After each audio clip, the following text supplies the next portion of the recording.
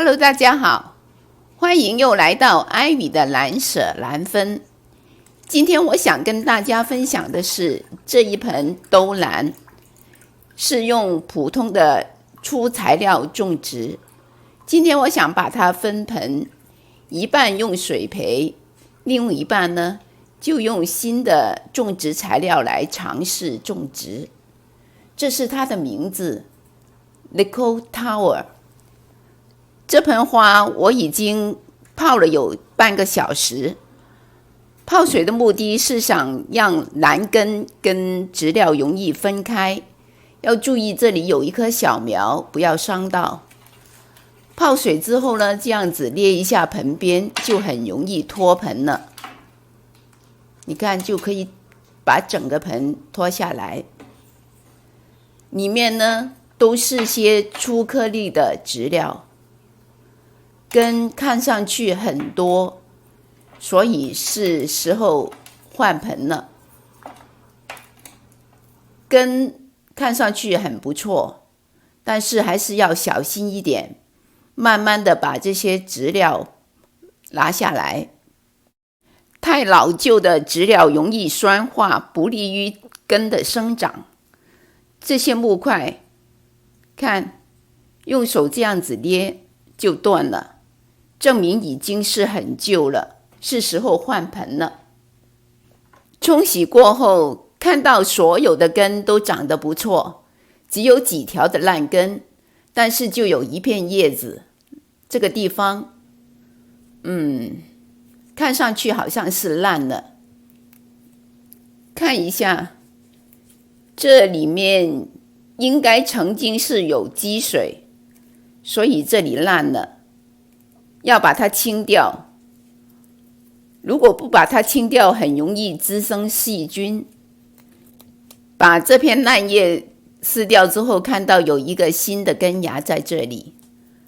另外呢，植株里面的这个位置呢，有一点点好像是没有光泽。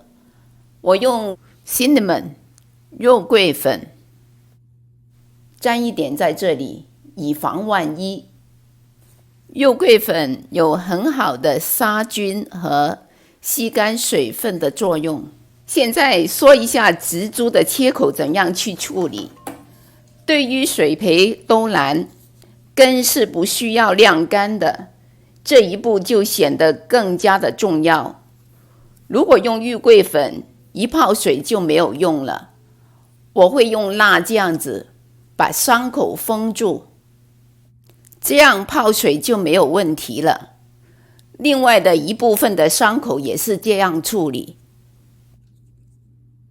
现在先分享植料种植，我会用贝壳以增加钙质，还有树皮、珍珠岩，还有水草，还有就是花盆土。这是我新的植料配搭尝试。我选用一个透明的塑胶盆，可以看到里面的情况，还在盆边打了很多孔。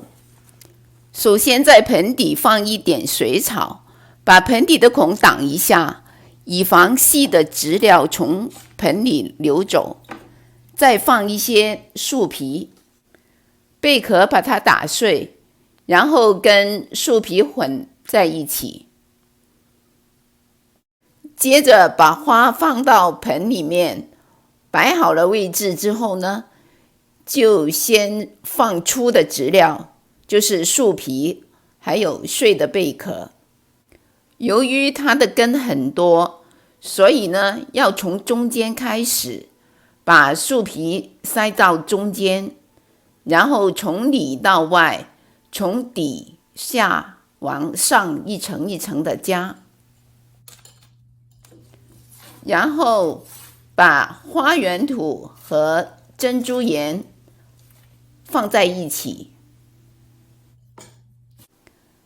把它混合之后，就可以直接的放到盆面上。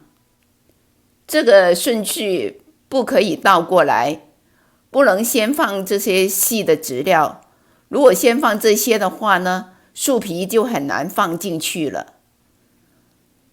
看这样子，把它放在盆面之后呢，就用手在盆壁上这样子拍，震荡之下呢，那些细的质料就往下走，跑进那些粗的质料的缝隙里面，继续的往上面加，继续拍。全部塞满之后呢，我还会在盆土的表面加一层水草，因为泥土和珍珠岩浇水的时候很容易浮起在水面上，这一层水草跟盆底下的水草就起了防止这些细的质料流失的作用。因为这一层水草只是薄薄的一层，所以我把剩下来的木块也压在上面，把水草跟泥土稍微的压紧一下，这样上盆就完成了。接下来就是浇定根水。兜兰的根表面上有一些细小的绒毛，不要让它干掉。水培的现在就可以直接加水了，过2天之后再换一次水，然后1周换一次水就可以了。2周之内不要用肥。盆栽的这一盆呢，直接的从盆面上浇水就可以了，因为现在是第一次浇水，也叫定根水，一定要浇透。然后转过来这边也一样的做法，从盆面上浇下去，要均匀的，把整个盆面都要浇过。然后呢，看到水从盆底下流出，不要担心刚才有一个切口，因为那个地方已经用蜡把它封过了，可以大胆的浇水。滴干水之后，我让大家看一下种的那个深度，因为我刚刚学种兜兰的时候都不知道该种多深，看到吗？种到这个位置，不能太深，太深的话，那些质料就跑到叶子的中心，就很容易积水。但也不能太浅，太浅也种不稳。看到这边这个方向，这个小苗，它的底部刚刚碰到质料就行了。水培的这个水位呢，就是要比植株稍微低一点就可以了。伤口也是用蜡封过，不用担心水位高，这个地方保持湿润会烂。今天的分享就到这，我会向大家跟进他们的进展情况。谢谢收看。